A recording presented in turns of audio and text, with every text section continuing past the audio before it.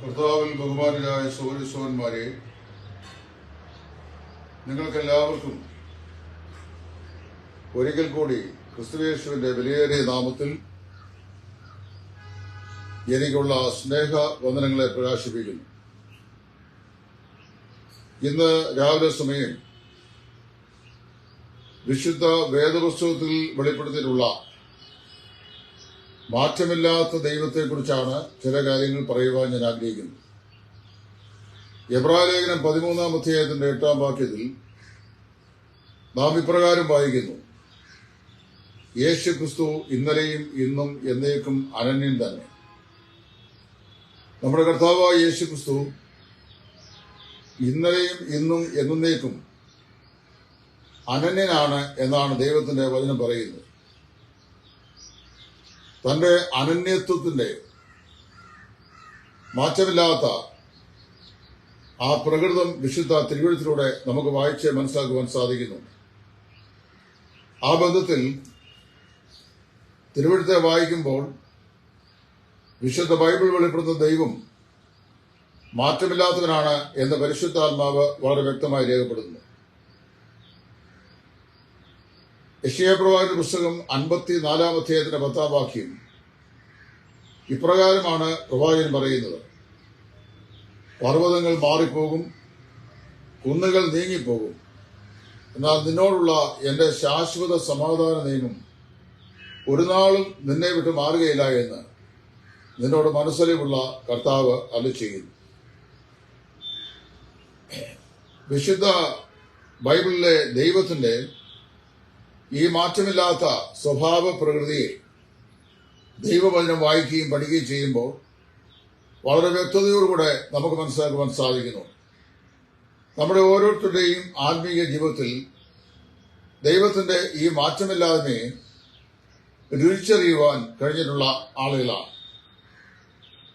1889 April മാസം 16-ാം തീയതി ഇംഗ്ലണ്ടിൽ ജനിച്ച് 1977 ഡിസംബർ 25-ാം തീയതി മരിച്ച് മാറ്റപ്പെട്ട മഹാനായ ഒരു വ്യക്തിയായിരുന്നു ചാർലി ചാപ്ലിൻ എന്ന് പറയുന്ന കോമിക് കഥാപാത്രം.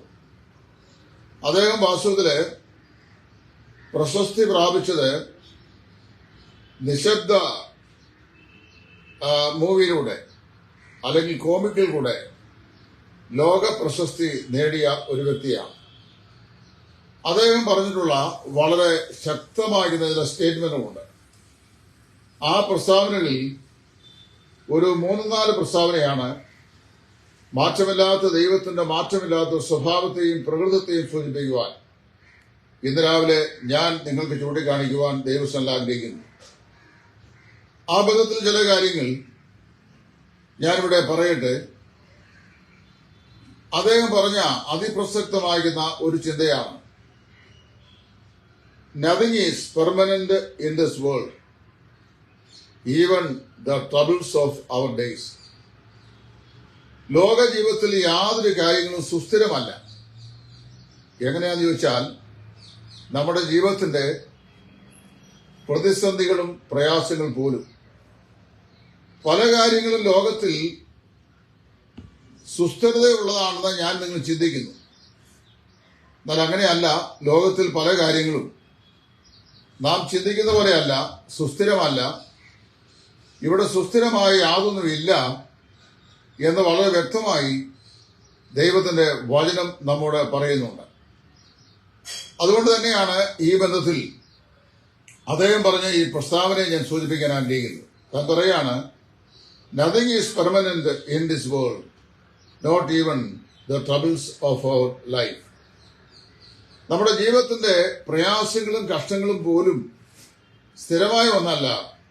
അതൊരിക്കൽ വരുന്നു, മറ്റൊരിക്കൽ മാറിപ്പോകുന്നു എന്നത് അഭിപ്രായപ്പെടുന്നു. നാം ജീവിക്കുന്നത് ഒരു ശാസ്ത്ര യുഗത്തിലാണ്. 6 മാസങ്ങൾ കഴിയുമ്പോൾ ശാസ്ത്രത്തിന്റെ കണ്ടെത്തലുകൾ മാറിക്കൊണ്ടിരിക്കുകയാണ്. പുതുതായ കണ്ടെത്തലുകളിലേക്ക് മനുഷ്യൻ പോകുന്നു. പഴയ കാലങ്ങളിലെ കണ്ടെത്തലുകളെ പിന്തള്ളി പുതിയ കണ്ടെത്തലുകളിലേക്ക് ശാസ്ത്രം നീങ്ങുകയാണ്. സാങ്കേതികതയും അങ്ങനെ തന്നെ. 6 മാസങ്ങൾക്ക് അപ്പുറം ഒരു സാങ്കേതികത നിലനിൽക്കുന്നില്ല. അതിനേക്കാൾ അഡ്വാൻസ്ഡ് ആയ ടെക്നോളജി മനുഷ്യൻ വികസിപ്പിച്ച് എടുത്തുകൊണ്ടിരിക്കുകയാണ്. മാനുഷിക അഭിപ്രായങ്ങളും സുസ്ഥിരമല്ല. ശാസ്ത്രം സ്ഥിരതയുള്ളതല്ല. സാങ്കേതികതയിൽ മാറ്റങ്ങൾ അനുഭവിക്കുന്നു. മാനുഷിക അഭിപ്രായങ്ങളിൽ വ്യത്യാസമുണ്ട്. ഇന്നലത്തെ സ്നേഹിതൻ, ഇന്നത്തെ ശത്രു നാളത്തെ സ്നേഹിതൻ. ഇന്നലെ സഹായം ചെയ്തവർ ഇന്ന് കൈ പിൻവലിക്കുന്നവർ, നാളെ മറ്റൊരുവൻ. ഇങ്ങനെയാണ് കാര്യങ്ങൾ പോയിക്കൊണ്ടിരിക്കുന്നത്. അപ്പോൾ അദ്ദേഹം പറയുന്ന ഈ വലിയ വിഷയം, ഈ കോമിക് ആർട്ടിസ്റ്റ് ആയിരുന്ന ചാർലി ചാപ്ലൈൻ പറയുന്ന ഈ കാര്യം നമ്മൾ പ്രത്യേകം ശ്രദ്ധിക്കണം. അപ്പോൾ ശാസ്ത്രം സ്ഥിരമല്ല, സാങ്കേതികത സ്ഥിരമല്ല, മാനുഷിക അഭിപ്രായ പ്രകടനങ്ങൾ സുസ്ഥിരതയുള്ളതല്ല, മനുഷ്യന്റെ സ്നേഹം സ്ഥിരമല്ല. പല ആളുകളുടെയും സ്നേഹം വാടിപ്പോയിട്ടുണ്ട്, തളർന്നു പോയിട്ടുണ്ട്.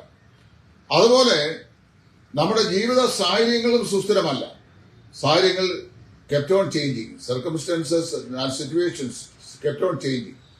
അതിങ്ങനെ മാറിക്കൊണ്ടേയിരിക്കുകയാണ്.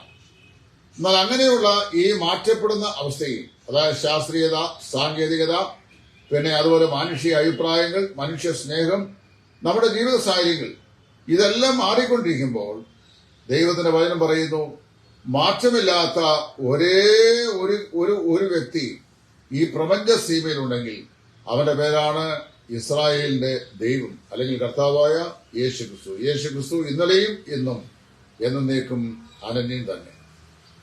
നമ്മൾ ദൈവവചനം വായിക്കുമ്പോൾ 4 അതിപ്രധാനമായ ദൃഷ്ടാന്തങ്ങൾ ഈ ബന്ധത്തിലേക്ക് ചൂണ്ടിക്കാണിക്കാൻ ഞാൻ ആഗ്രഹിക്കുന്നു.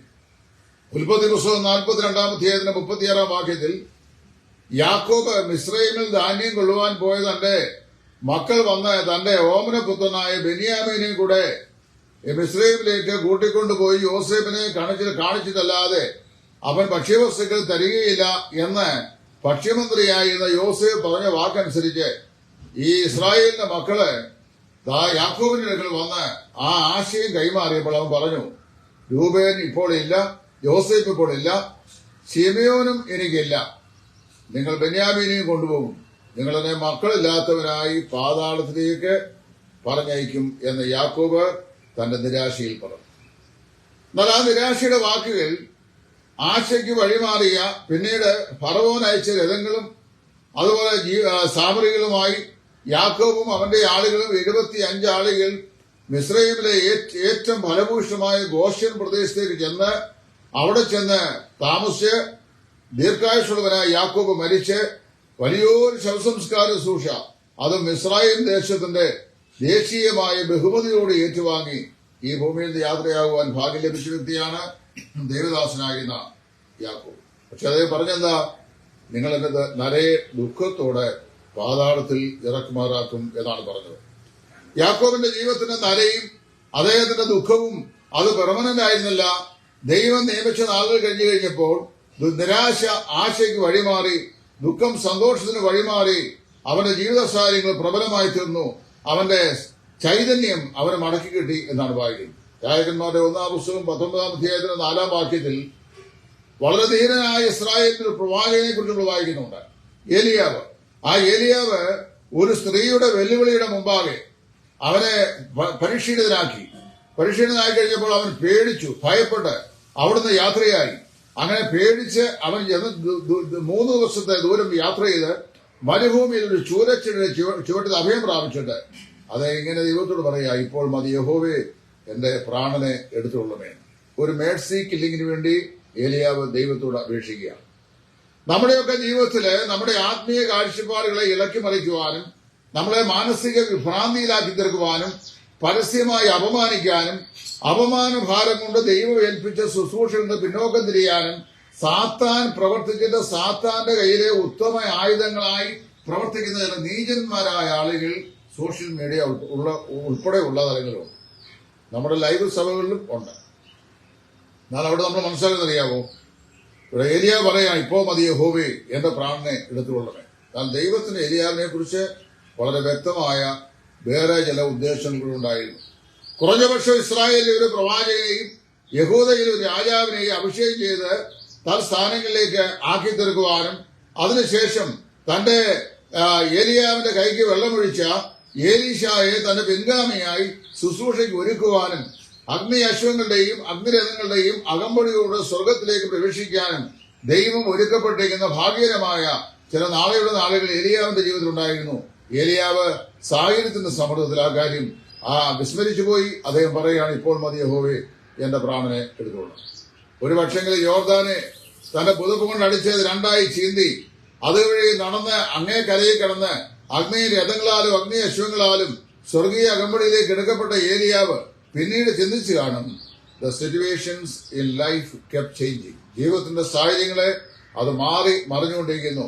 Nothing is permanent in this life. ഈ ലോക ജീവിതത്തിൽ യാതൊന്നും സുസ്ഥിരത അല്ല എന്ന് അദ്ദേഹം മനസ്സിലാക്കി. ശമൂവേലിന്റെ 1-ാം പുസ്തകം 27-ാം അധ്യായത്തിന്റെ 1-ാം വാക്യത്തിൽ ദൈവഹൃദയപ്രകാരമുള്ള മനുഷ്യനെന്ന അപരനാമത്താൽ ദൈവം തന്നെ പേർ വിളിച്ച ദൈവദാസനായ ദാവീദ് നിരാശയുടെ അടിത്തട്ടിൽ കിടന്നുകൊണ്ട് ഒരു ദിവസം പറയാണ്, ഞാൻ ഒരു നാൾ ശൗലിന്റെ കയ്യാൽ വാളാൽ മരിക്കുകയുള്ളൂ നിശ്ചയം. നോക്കോണേ, 40 സംവത്സരം ഇസ്രായേലിന്റെ രാജസിംഹാസനത്തിൽ ഇരുന്ന് ഇസ്രായേലിനെ വാണരുളുവാനുള്ള ദൈവം തെരഞ്ഞെടുത്ത ദൈവത്തിന്റെ അഭിഷേകത്തിനായിരുന്ന ദാവീദ് വിലപിക്കുകയാണ്, ഞാൻ ഒരു ദിവസം ശൗലിന്റെ കയ്യാൽ വീണ് നിഗതനായി തിരികെയുള്ളൂ. നമ്മളെയൊക്കെ നാവിന്റെ വാക്കാണത്താൽ കൊന്നുമുടിക്കാനും പിന്നെ തങ്ങളുടെ ഈ ഫേക്ക് ഐഡി, കഴിഞ്ഞ ദിവസം ഒരു ഫേക്ക് ഐഡിയിൽ ഒരു രംഗത്ത് വന്നു.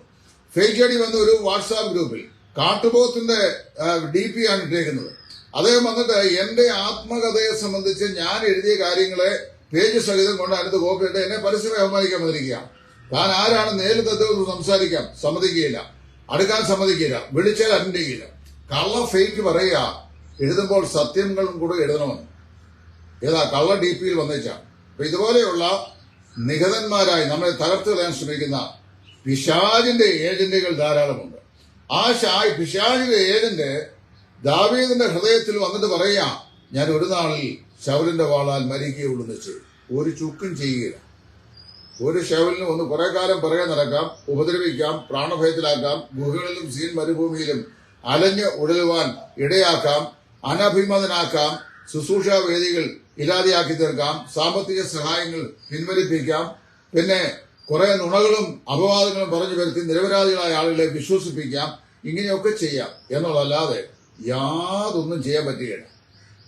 ഒരുവനൊരു ശുശ്രൂഷ സ്വർഗത്തിലെ ദൈവം നൽകിയിട്ടുണ്ടെങ്കിൽ അത് ഏത് നിലയിലാണെങ്കിലും തന്റെ മഹത്വത്തിനായി അത് ചെയ്യാനായിട്ട്, അത് ചെയ്തു തീർക്കാനായിട്ട് അനുവദിക്കാതെ ഒരുവന്റെ പ്രാണനെ ഈ ഭൂമിയിൽ നിൽക്കുന്ന പദ്ധതിയേ ദൈവത്തിനില്ല. സമയത്തിന് മുമ്പ് മരണപ്പെട്ട് മാറ്റപ്പെടാൻ ആഗ്രഹിക്കുന്ന പാപമാണ്. ഇവിടെ യാക്കോബ് പറയാണ്, നിങ്ങൾ എന്നെ നരയെ ദുഃഖത്തോടെ പാതാളത്തിൽ ഇറങ്ങുമാറാക്കും. അതുപോലെ തന്നെ ഏലിയാവ് പറയാണ്, ഇപ്പോൾ മതി യഹോവേ, എന്റെ പ്രാണനെ എടുത്തുകൊള്ളണമേ. ദാവീദ് പറയാണ്, ഞാൻ ഒരു നാൾ ശൗലിന്റെ കയ്യാൽ നിഗതനാകുകയുള്ളൂ നിശ്ചയം. അങ്ങനെയാണോ? ദാവീദ് ഭയപ്പെട്ടു ശത്രുവായ ശൗലിനെ. കാരണം ഏത് അനീതിയും പ്രവർത്തിച്ച് ദാവീദിനെ ഒതുക്കാൻ ശ്രമിക്കുന്ന ദുഷ്ടനാണ്. കാരണം യഹോവയുടെ ആത്മാവ് അവനെ വിട്ടുപോയിട്ടൊരു ദുരാത്മാവ് ദൈവത്തിൽ നിന്ന് അവന്റെ അടുക്കൽ അവന്റെ മേൽ വന്നു എന്നാണ് വായിക്കുന്നത്. ദുരാത്മാബാധിതനായി കഴിഞ്ഞാൽ പിന്നെ സംഗീതജ്ഞനായിരിക്കുന്ന ദാവീദിനെ ചുവരോട് ചേർത്ത് തേളിനെ കുന്തം കൊണ്ട് കുത്താനും വാളുകൊണ്ട് പിന്നാലെ വെട്ടാൻ നടക്കാനും പിന്നെ അഭയം പ്രാപിക്കുന്ന സ്ഥലങ്ങളൊക്കെ തേടി പിടിച്ച് ഇല്ലായ്മ ചെയ്യുവാനും ശ്രമിക്കുന്ന ശാപഗ്രസ്തനായ ശൗൽ. ഒടുവിൽ എന്താ സംഭവിച്ചേ? 1 ശമൂവേൽ 31-ാം അധ്യായം 3 ആൺമക്കളും ശൗലും ഗിൽബോവ പർവ്വതങ്ങളിൽ ഫെലിസ്ത്യരുമായി ഏറ്റുമുട്ടി അവിടെ നിഹതന്മാരായി വീണു. ദാവീദ് പറഞ്ഞത്, ഞാൻ ഒരു നാളിൽ ഇവന്റെ കയ്യാൽ നിഹതനായി വീഴുകയുള്ളൂ, സത്യമെന്നാണ്. പക്ഷെ ആര് പോയി?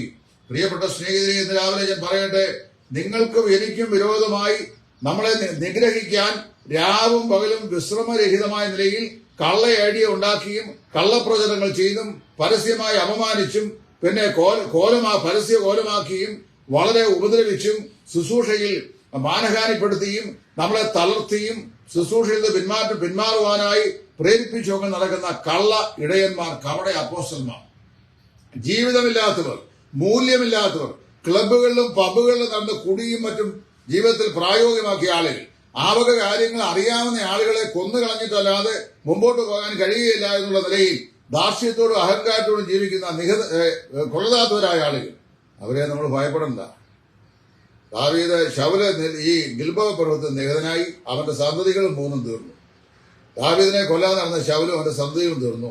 ദാവീദ് 40 വർഷക്കാലം ഇസ്രായേലിന്റെ സിംഹാസനത്തിൽ രാജഭരണം ചെയ്തു. നല്ല വാർദ്ധക്യത്തിൽ കറ്റ കൂമ്പാരമായി അടുക്കി വയ്ക്കുന്ന പോലെ കർത്താവിന്റെ സന്നിധിയിൽ എത്തിച്ചേർന്നു. കൊരിന്ത്യർക്ക് എഴുതിയ 1 ലേഖനം അതിന്റെ 1 അധ്യായത്തിന്റെ 2 കൊരിന്ത്യർ 1 അധ്യായത്തിന്റെ 8 വാക്യം, സഹോദരന്മാരെ, ഞങ്ങൾ ജീവിച്ചിരിക്കുമോ എന്ന് സംശയിക്കുമാറ് ആശയ്ക്ക് വിരോധമായി ഞങ്ങൾ എന്ത് ചെയ്തു? അത്യന്തം കഷ്ടപ്പെട്ടു. പൗലോസ് പറയുകയാണ്, താൻ ആസിയായിൽ വെച്ച് ഒരു പക്ഷെങ്കിൽ അവർണ്ണനീയമായ നിലയിലുള്ള കഷ്ടനഷ്ടങ്ങൾക്കും ആക്രമണങ്ങൾക്കും അദ്ദേഹം വിധേയപ്പെടായി വന്നു. ജീവിച്ചിരിക്കുമോ എന്നുള്ള ഭയം പോലും ഉണ്ടായി. ലുസ്ത്രയിൽ വെച്ച് അദ്ദേഹത്തെ കല്ലെറിഞ്ഞവന്റെ ശിഷ്യന്മാർ അവന് ചുറ്റും കൂടിയിരിക്കുകയും കല്ലെറിഞ്ഞ നിഹതനെ പോലെ അവനെ വഴിയരികിൽ ഉപേക്ഷിച്ചു. കുറെ കഴിഞ്ഞപ്പോൾ നാം വായിക്കുന്നു, കർത്താവിൽ നിന്ന് പ്രാണൻ മടങ്ങി വരികയും അവൻ കാലൂന്നി എഴുന്നേറ്റ് നിൽക്കുകയും ചെയ്യും. അവിടുന്ന് ഇക്കോന്യ അന്ത്യോക്യ പ്രദേശങ്ങളിലേക്ക് പോവുകയും കർത്താവിനെ കുറിച്ച് അജയ്യമായ നിലയിൽ പ്രസംഗിക്കുകയും ചെയ്തു. ഇപ്പൊ പറഞ്ഞത് ചാർലി ചാപ്ലിൻ പറഞ്ഞ, nothing is permanent in this life, even the troubles of our days. നമ്മുടെ ജീവിതത്തിന്റെ ഉപദ്രവങ്ങളും കഷ്ടങ്ങളും പോലും ജീവിതത്തിൽ സ്ഥിരമല്ല. ഇതിനെല്ലാം ഒരു മാറ്റം ഉണ്ടാകുക. നമുക്ക് യാക്കോബ് എങ്ങനെയുണ്ട്? യാക്കോബ് പറയും, ഞാൻ അന്ന് അങ്ങനെ ചിന്തിച്ചു, ഇന്ന് നേരെ തിരിച്ചാണ്. ഏലിയാവിനോട് ചോദിക്കുക, നീ അങ്ങനെ പറഞ്ഞല്ലോ, ഇപ്പോൾ മതി യഹോവേ, എന്റെ പ്രാണനെ എടുത്തുകൊള്ളുമെന്ന് പറഞ്ഞല്ലോ, എങ്ങനെയുണ്ട്? അവൻ പറയും, അങ്ങനെ ആയിരുന്നെങ്കിൽ അഗ്നി രഥങ്ങളുടെയും അഗ്നി അശ്വങ്ങളുടെയും അകമ്പടിയോടൊരു സ്വർഗാരോഹണം എനിക്ക് ലഭിക്കുകയില്ലായിരുന്നു. നമുക്ക് ദാവീദിനോട് ചോദിക്കും, ദാവീദേ, നീ പറഞ്ഞല്ലോ ശൗലിന്റെ കയ്യാൽ ഞാൻ ഒരു നാൾ നിഹതനാകുകയേ ഉള്ളൂ നിശ്ചയമെന്ന്. എങ്ങനെയുണ്ട്? അല്ല, എന്നെ കുറിച്ച് ദൈവം ഉദ്ദേശിച്ച മുഴുവൻ കാര്യങ്ങളും എന്നെയും കൊണ്ട് ചെയ്യിച്ച ശേഷമേ ദൈവം മാറ്റുകൊള്ളുന്ന ഇപ്പൊ ദാവീദ് പറയാനുള്ളത്. ഇനി പൗലോസിനോട് ചോദിക്കാം, ഞങ്ങളുടെ ആശ പോലും നഷ്ടപ്പെട്ടു പോകുന്ന നിലയിൽ ജീവിച്ചിരിക്കുമോ എന്ന് ഞങ്ങൾ അത്യന്തം ഭയപ്പെടുത്തക്ക നിലയിൽ ഞങ്ങൾ ആശയ്ക്ക് വിരോധമായി അത്യന്തം കഷ്ടം സഹിച്ചു. എന്നാൽ എന്താ സംഭവിച്ചത്? പൗലോസ് ചെയ്തു തീർക്കുവാൻ ദൈവം ഫലമേൽപ്പിച്ച എല്ലാ ശുശ്രൂഷയും ചെയ്ത് തീർത്തു കഴിഞ്ഞപ്പോൾ അദ്ദേഹം പറഞ്ഞു, ഞാൻ നല്ല പോർ പൊരുതു, ഓട്ടം തികച്ചു, വിശ്വാസം കാത്തു, നീതിയുടെ കിരീടം എനിക്കായി വെച്ചുകൊണ്ടിരിക്കുന്നു. അപ്പോൾ ജീവിതത്തില് യാതൊന്നും സുസ്ഥിരത ഉള്ളതല്ല, കഷ്ടത പോലും ജീവിതത്തിൽ എന്നേക്കുമുള്ളതല്ല, ഒരു കാലത്തേക്ക് മാത്രം അനുവദിക്കുന്നതാണ്. രണ്ടാമത് ഈ ചാപ്ലിൻ പറഞ്ഞ മറ്റൊരു സ്റ്റേറ്റ്മെന്റ് ആണ്, I like to walk in the rain because I do not want others to see my tears. ഞാൻ മഴ പെയ്യുമ്പോൾ മഴയത്ത് നടക്കാൻ ആഗ്രഹിക്കുന്നു. എന്താ കാരണം? മറ്റുള്ളവർ എന്റെ കണ്ണുനീര് കാണുവാൻ ഞാൻ ആഗ്രഹിക്കുന്നില്ല. നമ്മുടെ കരച്ചിലിന്റെ ശബ്ദം മറ്റുള്ളവർ കാണാൻ ആഗ്രഹിക്കാതിരിക്കുമ്പോൾ അവരെ കാണിക്കാതിരിക്കുവാൻ പെരുമഴയിൽ കൂടെ നടന്നാൽ ഇത് മഴവെള്ളമാണോ കണ്ണുനീരാണോ എന്ന് ജനത്തിന് അറിയില്ല. ഇദ്ദേഹം പറഞ്ഞ വളരെ വണ്ടർഫുൾ തോട്ട്സ് ആണ്. I like to walk in the rain because I do not want others to see my tears. മറ്റുള്ളവർ എന്റെ കണ്ണുനീർ കാണാൻ ഞാൻ ആഗ്രഹിക്കുന്നില്ല, അതുകൊണ്ട് ഞാൻ മഴയിൽ നടക്കുവാൻ ആഗ്രഹിക്കുന്നു. ജീവിതം എന്ന് പറയുന്നത് it is full of tears. മനുഷ്യ ജീവിതം കണ്ണുനീരിലാണ് ആരംഭിക്കുന്നത്. ഒരു കരച്ചിലോടുകൂടിയാണ് ഈ ലോക ജീവിതത്തിലേക്ക് ഒരു ശിശു പ്രവേശിക്കുന്നത്. ജീവിതകാലം മുഴുവൻ കണ്ണുനീർ തടാകത്തിലാണ് അവൻ ജീവിക്കുന്നത്. പോകുമ്പോൾ ഒരു നിലവിളിയോടുകൂടിയാണ് പോകുന്നത്. ചുരുക്കം പറഞ്ഞു കഴിഞ്ഞാൽ ജീവിതകാലം മുഴുവൻ കണ്ണുനീരാണ്. അതാണ് കണ്ണുനീർ താഴ്വരയിൽ ഞാൻ ഏറ്റവും വലഞ്ഞിടലും കണ്ണുനീർ വാർത്തവനൻ കാര്യം നടത്തിത്തരും എന്ന് പറഞ്ഞ മനോഹരമായ പാട്ടുണ്ട്. ദാവീദ് പറയുന്ന വാക്യം ചിന്തിക്കുക, ദൈവമായ കർത്താവേ, രാവും പകലും ഞാൻ കണ്ണുനീര് കൊണ്ട് എന്റെ കിടക്കയെ നനയ്ക്കുന്നു. രാവും പകലും കണ്ണുനീര് കൊണ്ട് എന്റെ കിടക്കയെ നനയ്ക്കുന്നു. എന്താ കാരണം? തന്റെ പ്രതിയോഗിയായ ശൗല് തനിക്ക് വിരോധമായി നടക്കുകയും ചില നുണയന്മാരി ശൗലിനെ ഇളക്കി നിന്റെ സിംഹാസനം ദാവീദ് വെട്ടിപ്പിടിക്കാൻ വേണ്ടി പോവുകയാണ്, അതുകൊണ്ട് എന്ത് ചെയ്യുക, നീ എഴുന്നേറ്റ് അവനെ വാളുകൊണ്ട് വെട്ടണം, അവനെ കൊല്ലണം, അവൻ ജീവിച്ചിരിക്കുന്ന കാലത്ത് ഒരിക്കലും നിന്റെ സിംഹാസനം സ്ഥിരപ്പെടുകയില്ല എന്ന നുണയന്മാരെ ഈ ശവനോട് പറഞ്ഞിളക്കി വിട്ടു. അങ്ങനെയുണ്ട് ചില നുണയന്മാര് മറ്റുള്ള ആളുകളുടെ ശുശ്രൂഷകളും അതിന്റെ ഐശ്വര്യം കാണുമ്പോൾ അത് മറ്റുള്ളവർ ശ്രദ്ധിക്കുമോ എന്നുള്ള ഭയത്തിലും ചില നുണയന്മാരെ ഇളക്കിവിട്ട് നുണകളും പ്രചരണങ്ങളും ഒക്കെ ചെയ്ത് അടിച്ചമർത്താൻ ശ്രമിക്കും. ദാവീദ് എന്ത് ചെയ്തു? He went up to his bed and he was crying on his bed day and night before God. ദൈവസനയിൽ രാവും പകലും ദാവീദ് പറഞ്ഞു, ഞാൻ രാത്രി തോറും എന്റെ കിടക്കയെ ചെയ്യുന്നു, കിടക്കയെ കണ്ണുനീര് കൊണ്ട് നനയ്ക്കുന്നു. മറ്റൊരു വേളയിൽ ദാവീദ് പറഞ്ഞു, keep my tears in your bottle. കർത്താവേ, എന്റെ കണ്ണുനീർ നിന്റെ തുരുത്തിയിലാക്കി വെക്കണമേ, അത് നിന്റെ തുരുത്തിയിലുണ്ടല്ലോ എന്ന് പറഞ്ഞാൽ ദാവീദിന്റെ കൺതടങ്ങളിൽ നിന്ന് കണ്ണുനീർ ധാരധാരയായി ഒഴുകിയത് ദൈവം തന്റെ തുരുത്തിയിലാക്കി വെക്കണമെന്നും ഒരു നാളിൽ തന്റെ ശരീരത്തിൽ നിന്ന് ബഹിർമിച്ച ഈ കണ്ണുനീരിന്റെ അളവും അതിന് കാരണമായി തീർന്ന അവരുടെ കഷ്ടതയെയും ദൈവം ഓർക്കുകയും ചെയ്യണമേ എന്നാണ് ദാവീദ് ദൈവത്തിൽ പ്രാർത്ഥിക്കുന്നത്. അപ്പം day and night I wet my bed with tears. രാവും പകലും ഞാൻ എന്റെ കിടക്കയെ കണ്ണുനീരോട് നനയ്ക്കുന്നു. കർത്താവെ, കീപ് മൈ ടീയേഴ്സ് ഇൻ ദൈ ബോട്ടിൽ. കർത്താവെ, എന്റെ കണ്ണുനീർ നിന്റെ തുരുത്തിയിലാക്കി വെക്കണമേ. അടുത്ത് വന്നറിയാവോ? Because of the unrighteous ones tears have become my diet. അതായത് നീതികെട്ടവരുടെ ഉപദ്രവങ്ങൾ നിമിത്തം എന്റെ കണ്ണുനീർ എന്റെ ആഹാരമായി തീർന്നിരിക്കുന്നു. നമ്മൾ വിശക്കുമ്പോൾ ആഹാരം കഴിക്കുക ചെയ്യുന്നത്. ദാവീദ് പറയാണ്, I cannot even take any food because my stomach is full with tears which the unrighteous one have brought to my life. നീതികെട്ടവർ എന്റെ ജീവിതത്തിൽ കൊണ്ട് വിളമ്പി തന്ന കണ്ണുനീർ കുടിച്ച് എന്റെ വയറ് വീർത്തിരിക്കുകയാണ്. എനിക്ക് ആഹാരം കഴിക്കാൻ വയ്യ. ഞാൻ എന്ത് ചെയ്യുന്നു? ഞാൻ നീതികെട്ടവരുടെ ഉപദ്രവ ഹേതുവായി കണ്ണുനീർ എന്റെ ആഹാരമായി തീർന്നിരിക്കുന്നു. മറ്റൊരു സംഖ്യയിൽ ദാവീദ് പറയുന്നു, ഈ അനുഭവം ഉള്ളതുകൊണ്ടാ കണ്ണുനീർ താഴ്വരയിൽ കൂടി നടക്കുമ്പോൾ നീ അതിനെ ജലാശയമാക്കി തീർക്കുന്നു. മുൻമഴയാൽ അത് അനുഗ്രഹപൂർണമായി തീർന്നു. അവർ മേൽക്കുമേൽ ബലം പ്രാപിക്കുന്നു. എല്ലാവരും സിയോനിൽ ദൈവസ്ഥലിൽ ചെന്ന് എത്തുന്നു. മനസ്സിലായോ? അതുകൊണ്ടാണ് വിൽസൺ ചേന്നനാണെന്ന് പറയുന്ന ഒരു നല്ല പാട്ടുകാരൻ പെന്തക്കോസ്ത് സഭയിലുണ്ട്. ഈ നവീന കാലത്ത് ജീവിച്ചിരിക്കുന്ന പാട്ടെഴുത്തുകാരിൽ ഏറ്റവും അനുഗ്രഹിക്കപ്പെട്ട ഐശ്വര്യമുള്ള ആശയസമ്പുഷ്ടമായ ഹൃദയസ്പർശിയായ മെലോഡിയസ് ട്യൂൺ കൊണ്ട് ആശയസമ്പുഷ്ടമായ ഗാനങ്ങൾ നിർമ്മിക്കുന്ന ആളാണ് വിൽസൺ ചേന്നന.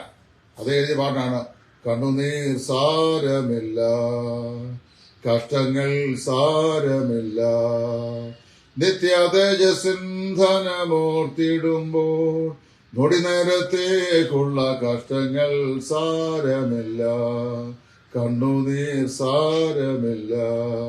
എത്ര മനോഹരമായ പാട്ടാണ്. ദാവീദ് പറയുക, രാവും പകലും ഞാൻ എന്റെ കിടക്കയെ കണ്ണുനീരോട് നിൽക്കുന്നു. യഹോവയെ കണ്ണുനീർ നിന്റെ തുരുത്തിയിലാക്കി വെക്കണമേ.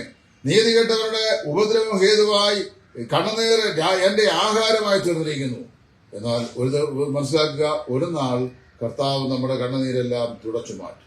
ദൈവം താൻ അവരുടെ ദൈവമായി അവരുടെ കണ്ണിൽ നിന്ന് കണ്ണുനീരെല്ലാം തുടച്ചു നിൽക്കും. ഇന്ന് വിട്ടുമാറാത്ത ചില രോഗങ്ങൾ നിന്റെ ജീവിതത്തെ ഗ്രസിച്ചിട്ടുണ്ടെങ്കിൽ, വിട്ടുമാറാത്ത ചില മാനസിക അസ്വസ്ഥതകൾ നിരന്തരമായി നിന്റെ ആത്മാവിന്റെ ശാന്തിയെ കെടുത്തുന്നുണ്ടെങ്കിൽ, വിട്ടുമാറാത്ത ചില മനപ്രയാസങ്ങൾ, വിട്ടുമാറാത്ത ചില സാമ്പത്തിക ക്ലേശങ്ങൾ, വിട്ടുമാറാത്ത മറ്റു ചില പൈശാചിക ഉപദ്രവങ്ങൾ, ഇന്ന് രാവിലെ പ്രിയപ്പെട്ടവരെ ഞാൻ പറയട്ടെ, നിന്റെ ജീവിതത്തെ നിരാശയുടെ നീർച്ചുഴിയിലേക്ക് വലിച്ചിഴച്ചു കൊണ്ടുപോയിട്ട് എനിക്ക് സമാധാനമില്ല എന്ന് നീ നെടുവേർപ്പെടുന്ന വ്യക്തിയാണെങ്കിൽ, ദൈവവചനം പറയുന്നു, one day God is going to wipe away the tears from your eyes. ഒരു നാൾ ദൈവം നിന്റെ കണ്ണിൽ നിന്ന്, കൺതടങ്ങളിൽ നിന്ന് നിന്റെ കണ്ണുനീരെല്ലാം തുടച്ച് നീക്കുവാൻ പോകുകയാണ്. അപ്പൊ ഇദ്ദേഹം പറഞ്ഞ ഒന്നാമത്തെ ആശയം, nothing is permanent in this life, even the troubles of our day. ജീവിതത്തിൽ യാതൊന്നും സുസ്ഥിരമായതല്ല.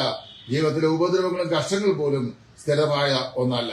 2, I like to walk in the rain because I do not want others to see my tears. ഞാൻ മഴയുള്ളപ്പോൾ മഴയിൽ നടക്കാൻ ആഗ്രഹിക്കുന്നു, കാരണം മറ്റുള്ളവരുടെ കണ്ണുനീർ കാണാൻ ഞാൻ ആഗ്രഹിക്കുന്നു. നമ്മുടെ കണ്ണുനീർ കാണുന്നത് സ്വർഗത്തിലെ ദൈവമാണ്. നമ്മെ കാരണം കൂടാതെ കരയിപ്പിക്കുകയും, കാരണം കൂടാതെ ദുഃഖിപ്പിക്കുകയും, കാരണം കൂടാതെ നമുക്ക് ദോഷം ചെയ്യുകയും, കാരണം കൂടാതെ നമ്മെ പൈശാചികമായി ഏർപ്പെടുകയും ചെയ്യുന്ന ധാരാളം ആളുകൾ മറഞ്ഞിരുന്ന് ദോഷം ചെയ്യുന്നവരുണ്ട്. മാനസാന്തരം ഇന്നലെ കഴിഞ്ഞ ദിവസം പറഞ്ഞു, എന്റെ കാര്യം സഹോദരന്റെ മാനസാന്തരമാണ്. എന്താ പറയുക, എന്റെ ആത്മകഥ ഞാൻ ഇതിനകത്ത് എന്റെ മക്കളുടെ കാര്യവും എന്റെ കുടുംബത്തിലെ കാര്യമൊക്കെ എഴുതി, അതാ ഇയാളെ വിഷമിപ്പിച്ചത്. മനുഷ്യ, എന്റെ മാനസാന്തരം നോക്കാതെ രക്ഷിക്കപ്പെടാതെ കള്ള ഐഡിയ ഉണ്ടാക്കി കാട്ടുപോത്തിന്റെ ഐഡിയയും വെച്ച് സഹോദരനെ നിരന്തരമായി ആക്രമിക്കുന്ന കള്ള, നീ മാനസാന്തരപ്പെട്. നീ രക്ഷിക്കപ്പെട്ട് എന്നെ മാനസാന്തരപ്പെടുത്താൻ നടക്കാതെ ഞാൻ കള്ളു കുടിക്കുന്നവനോ, ബീഡി വലിക്കുന്നവനോ, സിഗരറ്റ് വലിക്കുന്നവനോ, വ്യഭിചരിക്കുന്നവനോ, തോന്നിയവാസം നടക്കുന്നവനോ, സിനിമാശാലയിൽ നടക്കുന്നവനോ, ക്ലബിലോ പബ്ബിലോ പോകുന്നവനോ ഒന്നും അല്ല. അങ്ങനെ ഉണ്ടെങ്കിൽ നീ അതിന്റെ തെളിവ് സഹിതം കൊണ്ടുപോവാ. ഞാൻ എത്രയോ പ്രാവശ്യം പറഞ്ഞിട്ട് നിങ്ങൾക്ക് ആർക്കും എന്നെ വിസ്തരിക്കാം, ആർക്കും ചോദ്യം ചെയ്യാം. പക്ഷെ നീ ഒരു ആരോപണം പറയുമ്പോൾ തെളിവ് കൊണ്ടുവരണം. ഇവന് സാമ്പത്തിക ക്രമക്കുള്ളവനാണ്, അല്ലെങ്കിൽ വ്യഭിചാരിയാണ്, അല്ലെങ്കിൽ പോക്കരിയാണ്, ആഭാസനാണ്. നീ തെളിവ് കൊണ്ടുപോവാ. അല്ല കാട്ടുപോത്തിന്റെ ഐഡിയ ഉണ്ടാക്കിയിട്ട് നീ എന്നോട് എന്റെ മാനസാന്തരത്തോട് നീ പ്രാർത്ഥിക്കാൻ, നിന്റെയൊക്കെ മാനസാന്തരത്തോട് ഞാൻ പ്രാർത്ഥിച്ചുകൊണ്ടിരിക്കുക. രക്ഷിക്കപ്പെടുന്ന പറഞ്ഞ ശേഷം സകല തോന്നിയാവാസവും കാണിച്ച്, കള്ളുഷാപ്പിലും കയറി, കഞ്ചാവും അടിച്ച്, ഡ്രഗും അടിച്ച്, തോന്നിയവാസവും കാണിച്ച്, എന്നിട്ട് സഭയും ഭരിച്ച് എല്ലാ നിലയിലും ജീവിക്കുന്ന നിന്റെയൊക്കെ മാനസാന്തരത്തിനാണ് ഞാൻ പ്രാർത്ഥിച്ചുകൊണ്ടിരിക്കുന്നത്. അല്ല നീ എന്നെ ചെയ്യാൻ, എന്നെ ഒന്നും ചെയ്യാനുള്ള കാര്യം, ഞാൻ എത്ര കാലം ജീവിച്ചു തീരുമാനിച്ചത് എന്റെ പ്രാണന്റെ ഉടമനായ ദൈവമാണ്. ഇതിനൊക്കെ ചെയ്യാവുന്ന ഏക വലിയ കാര്യം എന്ന് പറഞ്ഞാൽ ഇതുപോലെ വരെ പരിഹാസം പറയാം, പിന്നെ കുറെ നുണയും പറഞ്ഞു വയ്ക്കാം. അത് രക്ഷിക്കപ്പെട്ടാലല്ലേ ഈ സ്വഭാവത്തിന് മാറ്റം ഉണ്ടാകുള്ളൂ. 3ാമത്തെയും 4ാമത്തെയും തലമുറയിൽ 13, 14 വയസ്സായപ്പോൾ ഭാവിയിൽ പെണ്ണ് കെട്ടണം എന്ന് വിചാരിച്ചുകൊണ്ട് വെള്ളത്തിൽ ചാടി നിൽക്കുന്നവന്മാരാണ് 85% എന്ന് ഞാൻ 100 പ്രാവശ്യം പറഞ്ഞിട്ടുണ്ട്. കഴുത്ത് കണ്ടിച്ചാലും അതിനെ പറയും. അങ്ങനെയാണ്. എന്നാൽ ഞാൻ അങ്ങനെയല്ല, ഞാൻ രക്ഷിക്കപ്പെട്ടവൻ. നിങ്ങൾ എന്നോട് പറഞ്ഞല്ലോ ഞാൻ സ്വയം നീതീകരിക്കുന്നു. ഞാൻ സ്വയം നീതിക്കുന്നത് എനിക്ക് ദൈവം തന്ന നീതിയിലാണ്. അറിയാവോ? അല്ലെങ്കിൽ ഒരു കാര്യം ചെയ്യണം, രക്ഷിക്കപ്പെട്ടവൻ മര്യാദയ്ക്ക് ജീവിക്കണമെന്ന് ഞാൻ വിളിച്ചു പറഞ്ഞാൽ നിങ്ങളെപ്പോലെയുള്ള ചില ആളുകൾക്ക് എന്നോട് അസ്വസ്ഥ ഉണ്ടാകും. അതെന്താ അറിയാവോ? നിങ്ങൾ മ്ലേച്ഛതയിൽ മേയുന്നവരായതുകൊണ്ടാണ് നിങ്ങൾക്ക് എന്നോട് അസ്വസ്ഥ ഉണ്ടാകുന്നത്. അല്ലെങ്കിൽ പിന്നെ ഞാൻ പറയുന്ന കാര്യം സത്യമാണെന്ന് മനസ്സിലാക്കുകയും. അതുകൊണ്ടാണ് അപ്പൊ നിങ്ങൾ ചില ആഗ്രഹിക്കുന്നുണ്ട്, ഞാൻ ഈ വേർപാട് സഭയിൽ എന്നെ നിങ്ങൾ അപമാനിച്ചിട്ട് അല്ലെങ്കിൽ എന്നെ അമർത്തിയിട്ട് ഞാൻ ഏതെങ്കിലും ഒരു വശം കെട്ടി ഇവിടെ നിന്ന് അങ്ങ് പോയി കഴിഞ്ഞാൽ നിങ്ങൾക്കിവിടെ വാഴാമെന്ന് ചിന്തി. നിങ്ങൾ അങ്ങനെ ചിന്തിക്കട്ടെ, ഞാൻ പോവുകയില്ല. ഇവിടെ നിന്ന് പറയാനുള്ളതെല്ലാം ഞാൻ പറയും. എന്നെ വേർപാടുകാരെ പോലീസ് ഉദ്യോഗസ്ഥന്റെ അതോറിറ്റിയുള്ള ഒരു അറിവില്ലല്ലോ ഈ ഇന്നുപോലെ ചെയ്യാമെന്ന് പറയാൻ. ദൈവവചനമുള്ളവർ പറയാം. അല്ലെ നിങ്ങളൊരു കാര്യം ചെയ്യുക, ഞാൻ പറയുന്നത് എന്നെ എതിർപ്പെടാൻ നിങ്ങൾ തയ്യാറാകും. ഈ വാട്സാപ്പ് ഗ്രൂപ്പിലും ഫേസ്ബുക്കിലും വന്നേച്ച് എനിക്കെതിരായി കുത്തുന്ന അല്ല, നീ ആണത്തോടവനാണെങ്കിൽ ചെയ്യണം. എന്നെ വിളിച്ചാലും ഞാൻ നിന്റെ അടുക്കൽ വരാമെന്ന് പറഞ്ഞാൽ നേരെ സംസാരിക്കാൻ ചങ്കൂറ്റാണ്. അതില്ലെന്ന് എനിക്കറിയാം. അരിയുറപ്പില്ലാത്തവന്മാരല്ലേ കള്ളയടി ഉണ്ടാക്കി സംസാരിക്കാൻ പറ്റും. അതാ തന്നെ കള്ളന്റെ ഒന്നാമത്തെ ലക്ഷണം. ക്രൂശിലെ കള്ളൻ പിന്നെയും മാനസാന്തരപ്പെട്ടു. ഇതുപോലുള്ള കള്ളന്മാർ ഒരിക്കലും മാനസാന്തരപ്പെട്ടു, അന്വേഷിക്കപ്പെട്ടതല്ല. നോക്കട്ടെ, മൂന്നാമത് പറയുന്നത് the most wasted of day in the life is the day that we have not love. ജീവിതത്തിലെ ഏറ്റവും നഷ്ടപ്പെട്ടു പോയ ദിവസം ഇതാണ്, നമുക്ക് ചിരിക്കാൻ കഴിയാതെ പോയ ദിവസമാണ്. മനുഷ്യന്റെ ഏറ്റവും വലിയ സിദ്ധൌഷധമാണ് ചിരി. ചില ആളിന് ചിരിക്കുകയില്ല, വറുകലം പോലെ അങ്ങ് ഇരിക്കും. മനസ്സിലായോ? സലാഡ് കുക്കുമ്പർ പോലെയാ ഓരോരുത്തരുടെ മുഖം കണ്ടാൽ. മനുഷ്യനെ കണ്ടാൽ ചെലവില്ലാതെ ചെയ്യാൻ കഴിയുന്ന ഒരു ദാനമാണ് ഒരു ചിരി, ഒരു പുഞ്ചിരി. ചിരിക്കുക. The most wasted of day in life is the day we have not love. വിശുദ്ധ ബൈബിളിൽ അപ്പോസ്തലനായ പൗലോസ് പറയുന്നത് എന്താ? ഫിലിപ്പിയൻ പട്ടണത്തിൽ സുവിശേഷ വേല ചെയ്ത അപ്പോസ്തലനായ പൗലോസ് റോമൻ കാരാഗൃഹത്തിൽ കിടന്നുകൊണ്ട് ഫിലിപ്പിയിലെ വിശ്വാസികൾ ലേഖനം എഴുതുമ്പോൾ അദ്ദേഹം പറയുകയാണ്, കർത്താവിൽ എപ്പോഴും സന്തോഷിപ്പീൻ, സന്തോഷിപ്പീൻ, സന്തോഷിപ്പീൻ എന്ന് ഞാൻ പിന്നെയും നിങ്ങളോട് പറയും. കർത്താവിൽ എപ്പോഴും സന്തോഷിപ്പീൻ. അത് ശ്രദ്ധിക്കുക. ലൈഫ് എന്ന് പറയുന്ന ജീവിതം, life is to enjoy with whatever you have with you. അതായത് ദൈവം നിങ്ങൾക്ക് തന്നിരിക്കുന്ന നന്മകളിൽ അത് എന്തൊക്കെയാണ് ദൈവം തന്നിരിക്കുന്നത് അത് സന്തോഷിച്ചുകൊണ്ട് ദൈവത്തെ മഹത്വപ്പെടുത്തി ജീവിക്കാൻ ആ ജീവിതത്തിൽ ദൈവം ആഗ്രഹിക്കുന്നത്. അല്ല അത് വേണ്ട, ഇങ്ങനെ പറഞ്ഞുകൊണ്ടിരിക്കുകയല്ല. കുറെ അരുതികൾ നമുക്ക് ഉപദേശമായി പറഞ്ഞിട്ടുണ്ട്, എന്നിട്ട് ഇതെല്ലാം ചെയ്യുകയും ചെയ്യും. അറിയാമോ? ഈസ്റ്റർ വേണ്ട എന്ന ബാല്യം പോലെ പഠിപ്പിച്ചു. പക്ഷെ ആരും കാണാതെ കട്ട ഈസ്റ്ററിന്റെ സദ്യ ഉണ്ടാക്കി കഴിയും. തിരുവോണം വേണ്ട എന്ന് ബാല്യം പോലെ പഠിപ്പിച്ചു. കാര്യം അതെല്ലാം കെട്ടുകഥയാണ്. മഹാബലി നാട് വാണിട്ടില്ല എന്നൊക്കെ പറയുകയും പഠിക്കുകയും ചെയ്തിട്ടുണ്ട്. നമ്മളത് വിശ്വസിക്കുന്നു. എന്നിട്ട് കള്ളത്തരത്തിൽ എന്ത് ചെയ്യും? ഈ തിരുവോണം സദ്യ ഉണ്ടാക്കി കഴിയും. അങ്ങനെ ഇതൊന്നും വേണ്ട എന്ന് പറയുന്നതൊക്കെ പലതും സ്വീകരിക്കും. എല്ലാം കള്ളത്തരത്തിലാണെന്നുള്ളേ ഉള്ളൂ, മറഞ്ഞിരുന്നാ ചെയ്യുന്നത്. ആണത്തുള്ളൂ നേരെ അങ്ങ് ചെയ്യുകയല്ലേ ചെയ്യുന്നത്. ഞങ്ങളൊക്കെ ഞങ്ങളുടെ നേരെ ഫോട്ടോ ID വെച്ച ഒരു കമന്റ് ഇടുന്ന കാര്യം ഞങ്ങൾക്ക് ആരും മറഞ്ഞാൽ പെണ്ണ് പിടിക്കാത്ത ഞാൻ പെണ്ണുപിടിനാന്ന് ഒരുത്തം പറഞ്ഞു കഴിഞ്ഞാൽ ഞാൻ പെണ്ണുപിടിനാകുമോ? ഞാൻ ആകുകയില്ല. ഞാൻ പെണ്ണുപിടിനാന്ന് ഏതെങ്കിലും ഒരുത്തൻ ഇവിടെ പറഞ്ഞു കഴിഞ്ഞാൽ അവനോട് ഞാൻ ഒരുത്തനോട് പറഞ്ഞു എന്റെ ഭാര്യയ്ക്ക് എതിരായിട്ട് എഴുതി വന്നു. എന്റെ ഭാര്യയ്ക്ക് എതിരായിട്ട് നീ എഴുതിയാൽ എനിക്ക് 2 പിള്ളേരേ ഉള്ളൂ. എന്റെ ഭാര്യ എനിക്ക് മൂന്നാമതൊരെണ്ണം ഇല്ല. ഉണ്ടെങ്കിൽ അത് മെഡിക്കൽ സയൻസോ ഒക്കെ തെളിയിക്കേണ്ടതായിട്ട് വരും. നീ കുരുങ്ങും, എനിക്ക് എന്നാ പ്രശ്നം? അപ്പൊ ഞാൻ പറഞ്ഞത്, അപ്പൊ എന്നോട് ഏർപ്പെട്ടാൽ ജയിക്കാൻ പറ്റിയില്ല പിന്നെ വീട്ടിലിരിക്കുന്ന ഗൃഹസ്ഥയോട് ഏർപ്പെടുക, അല്ലെ അവന്റെ മക്കളോട് ഏർപ്പെടുക. ഇതൊക്കെയാ ശാപഗ്രസ്തന്മാരായ ചില ആളുകളുടെ പണി. അപ്പൊ the most wasted of time in the life is the day that we have not love. നമുക്ക് ചിരിക്കാൻ കഴിയാത്ത നമ്മുടെ ജീവിത സാഹചര്യങ്ങൾ ഒരിക്കലും the situations of life should not capture our joy. നമ്മുടെ ജീവിതത്തിന്റെ സാഹചര്യങ്ങൾ ഒരിക്കലും നമ്മുടെ സന്തോഷത്തെ കവർച്ച ചെയ്യാൻ നാം അനുവദിക്കരുത്. ജീവിത സാഹചര്യങ്ങൾ എന്തു തന്നെയായിരുന്നാലും whatever may be the circumstances and situation by which we are, we should be able to enjoy our life in the Lord. കർത്താവായ യേശു ക്രിസ്തുവിൽ നമ്മുടെ ജീവിതം സന്തോഷത്തോടെ മുമ്പോട്ട് കൊണ്ടുപോകാൻ നമുക്ക് സാധിക്കണം. നമ്മൾ അദ്ദേഹം പറഞ്ഞ വാക്ക് എന്നെ വളരെ ചിന്തിച്ചിട്ടുണ്ട്. അദ്ദേഹം ഒരു വിശ്വാസി എന്നുമായിരുന്നില്ല. അദ്ദേഹം ഒരു നിശബ്ദ മൂവിയുടെ നിർമ്മാതാവായിരുന്ന ഒരു കോമിക് കഥാപാത്രമായിരുന്നു. അദ്ദേഹം പറയുകയാണ്, if you feel stress you just put the letters opposite. നിങ്ങളുടെ ജീവിതത്തിൽ നിങ്ങളെ സംഘർഷപരിതമുള്ളവരായി തീരുന്നു. സ്ട്രെസ് എന്ന വാക്കിന് തിരിച്ചിടുക. അപ്പൊ എന്ത് കിട്ടും? ഡെസേർട്ട് എന്ന് കിട്ടും. ഒരു ഐസ്ക്രീം കഴിച്ചാൽ മതി എന്ന് അദ്ദേഹം പറഞ്ഞു. മനസ്സിലായോ? ഇപ്പൊ ജീവിതത്തിലെ വളരെ സ്ട്രെസ് ഉണ്ടെങ്കിൽ നിങ്ങൾ ആ ലെറ്റർ ഒന്ന് തിരിച്ചിടുക. അവിടെ എന്നറിയാമോ? അതായത് turn your problems into project. നിങ്ങളുടെ ജീവിതത്തിന്റെ പ്രശ്നങ്ങളെ എന്ത് ചെയ്യുക? പദ്ധതികളാക്കി മാറ്റുക. Defeat into success. പരാജയങ്ങളെ വിജയങ്ങളാക്കുക. And worst into the best. ജീവിതത്തിന്റെ ഏറ്റവും മോശപ്പെട്ടതിനെ ഏറ്റവും നല്ലതാക്കി മാറ്റുക. അപ്പോൾ turn your problems in the project. പല ആളുകൾ നമ്മുടെ പ്രോജക്റ്റിനെ പ്രോബ്ലം ആക്കുന്നവരാണ്. But you try to learn to how to turn your problems in the project. നിങ്ങളുടെ ജീവിതത്തിലെ പ്രശ്നങ്ങളെ എങ്ങനെ പദ്ധതികളാക്കാം എന്ന് നിങ്ങൾ ചിന്തിക്കുക. How to turn your defeat into success. നിങ്ങളുടെ ജീവിതത്തിന്റെ പരാജയങ്ങളെ എങ്ങനെ വിജയമാക്കാൻ കഴിയും എന്ന് ആലോചിക്കുക. And how to turn the worst of your life into the best. നിങ്ങളുടെ ജീവിതത്തിലെ ഏറ്റവും മോശപ്പെട്ടതിനെ ഏറ്റവും നല്ലതാക്കി എങ്ങനെ മാറ്റാൻ കഴിയും എന്ന് നിങ്ങൾ ആലോചിക്കും. അതെങ്ങനെ പറയുന്നു? One good friend is equal to a medicine. ഒരു നല്ല സ്നേഹിതൻ കണ്ടെത്താൻ വലിയ പ്രയാസമാണ്. കാരണം കൂടെ നിൽക്കുന്നവൻ പോലും കാല് ചവിട്ടുന്നവനാണ്, കാല് വാരുന്നവനാണ്. A good friend is but equal to a medicine. അതായത് ഒരു നല്ല സ്നേഹിതൻ ഒരു മരുന്നിന് സമാനമാണ്. And one good group is equal to one full medical store. എന്ന് പറഞ്ഞാൽ നല്ല സ്നേഹിതന്മാരുടെ ഒരു ഗ്രൂപ്പ് നമുക്കുണ്ടെങ്കിൽ അതൊരു മെഡിക്കൽ സ്റ്റോറിന് സമാനമാണ്. ജോർജ് ബെർണാഷ എന്നെ പറഞ്ഞ് 19ാം നൂറ്റാണ്ടിൽ ജീവിച്ചിരുന്ന ഏറ്റവും മസ്തിഷ്കമല്ലനായ മനുഷ്യൻ, ചിന്തകനായ മനുഷ്യൻ, അദ്ദേഹം പറഞ്ഞു, tell me of who your friend, I say what person you are. നിന്റെ സ്നേഹിതൻ ആരാണെന്നോട് പറയുക, നീ ആരാണെന്ന് ഞാൻ പറയാം. ഇതാണ് ജോർജ് ബെർണാഷ പറഞ്ഞത്. Tell me of your friend, I say what person you are. നിന്റെ സ്നേഹിതൻ ആരാണ്? നീ രക്ഷിക്കപ്പെട്ടവർ അത് പറയുന്നു. പക്ഷെ ഇപ്പോഴും കള്ളുകൂടിയന്മാരാ അതിന്റെ സ്നേഹിതനെങ്കിൽ നിന്റെ രക്ഷയ്ക്ക് എന്തോ പ്രയോജനമുണ്ട്? അപ്പൊ നിന്റെ സ്നേഹിതൻ ഒരു പന്നിയും ഒരാടും, ആട് ചെളിയിൽ വീണ് കഴിഞ്ഞാൽ എഴുന്നേറ്റ് ഓടാനുള്ള എല്ലാ മാർഗവും നോക്കും. പന്നി അതിൽ ഉത്സവമായിരിക്കും. അപ്പൊ നീ രക്ഷിക്കപ്പെട്ടവനാണെങ്കിൽ ഒരു ദൈവത്തിലാണെന്ന് ചെയ്യണം. Turn your life away from death.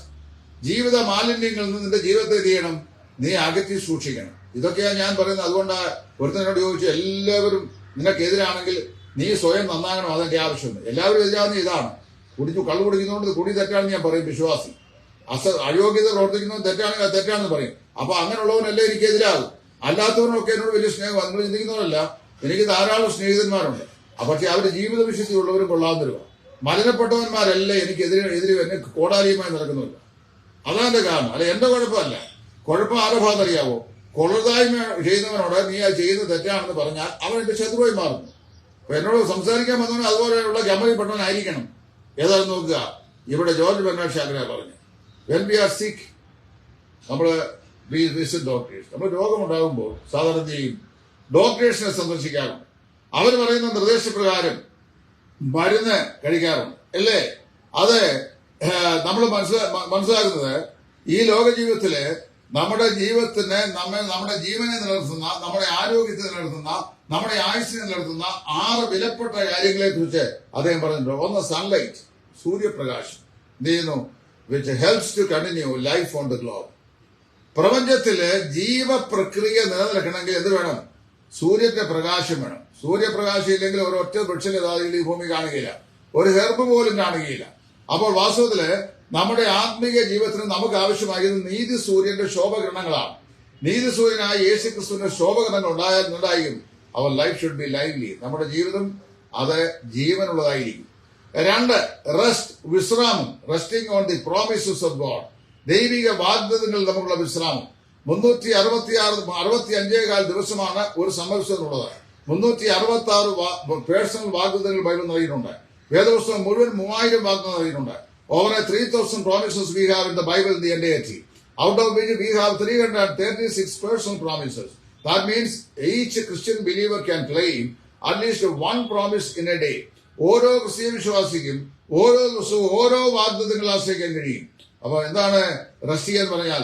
ദൈവിക വാഗ്ദത്തങ്ങളിൽ വിശ്രാമം പ്രാപിക്കുക എന്നാണ്. അപ്പൊ നമുക്ക് നീതിസൂര്യന്റെ പ്രകാശം വേണം. പകലോന്റെ പ്രകാശം പ്രപഞ്ചത്തെ ജീവോത്മുഖമാക്കുന്നത് പോലെ നീതിസൂര്യന്റെ പ്രകാശം നമ്മുടെ ആത്മീയ ജീവൻ അനിവാര്യമാണ്. നമുക്ക് വിശ്രാമം ആവശ്യമാണ്. We are resting on the promises of God. മൂന്നാമത് വായിക്കുന്നത് നമ്മുടെ ശരിയായ ആരോഗ്യത്തിന് ആവശ്യമായ മൂന്നാമത്തെ ഘടകമാണ് എക്സസൈസ്. ഇന്നത്തെ പല കുട്ടികളും യുവാക്കന്മാരും എല്ലാം സ്ഥൂല ശരീരികളാണ്. എന്ന് പറഞ്ഞാൽ ഷാപ്പാടി, കെൻഡക്കിയും KFCയും മാക്ഡൊണാൾഡും ഒക്കെ രാപകൽ കഴിക്കുക, എന്നിട്ട് വലിയ കച്ചുത്തൂറ് പോലെ വീഴ്ത്തി വരിക. Pressure, sugar, cholesterol. അപ്പൊ ചോദിക്കും വണ്ണമില്ലാത്ത ഇരിക്കുന്നില്ലോ ഉണ്ടോ? അത് ഞാൻ കഴിച്ചിട്ടുണ്ടായതല്ല. ഒരു രോഗം മറ്റൊരു രോഗത്തിന് വഴിമാറിയതാണ്. അപ്പൊ ശ്രദ്ധിക്കണം. ഇതാണ്. അപ്പൊ ഇവിടെ നമുക്ക് എക്സസൈസ് വേണം. എന്താണ്? People without conditional diseases are advise proper exercise. അതായത് കണ്ടീഷണൽ ഡിസീസസ് ആയിരുന്ന പ്രഷർ, ഷുഗർ, കൊളസ്ട്രോൾ ഇതൊക്കെയുള്ള ആളുകളോട് ഡോക്ടേഴ്സ് പറയും നിങ്ങൾ കുറഞ്ഞ പക്ഷം 45 മിനിറ്റെങ്കിലും ഒരു ദിവസം ഫിസിക്കൽ എക്സസൈസ് ചെയ്യണം. വളരെ മസ്റ്റാണ്. അത് നിശ്ചയമായിട്ട് ചെയ്തേ മതിയാവും. അതെന്താണെന്ന് അറിയാമോ? പ്രാർത്ഥനയാണ്. വിശ്വാസികളുടെ ഏറ്റവും വലിയ എക്സസൈസ്.